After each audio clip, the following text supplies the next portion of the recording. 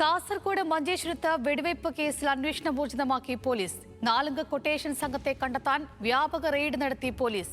സംഭവസ്ഥലത്തെത്തി forensic സംഘം വിശദമായ പരിശോധന നടത്തി.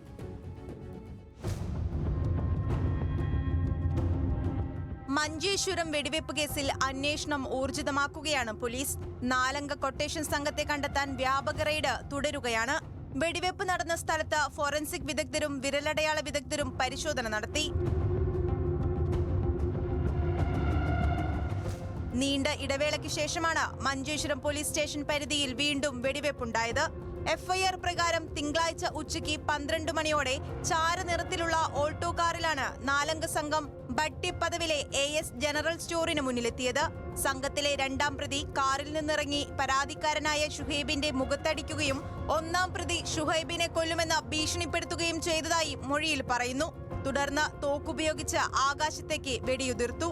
കേസിൽ ഖാദർ മദങ്കൽ, മിയ പദവ് റഹീം, അബൂബക്കർ സിദ്ദിഖ് എന്നിവരെയാണ് പ്രതി ചേർത്തിട്ടുള്ളത്. 4-ാമത്തെ പ്രതിയെ തിരിച്ചറിഞ്ഞിട്ടില്ല.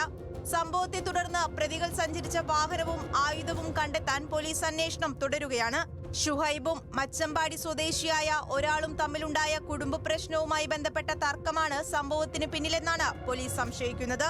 ന്യൂസ് മലയാളം, കാസർഗോഡ്.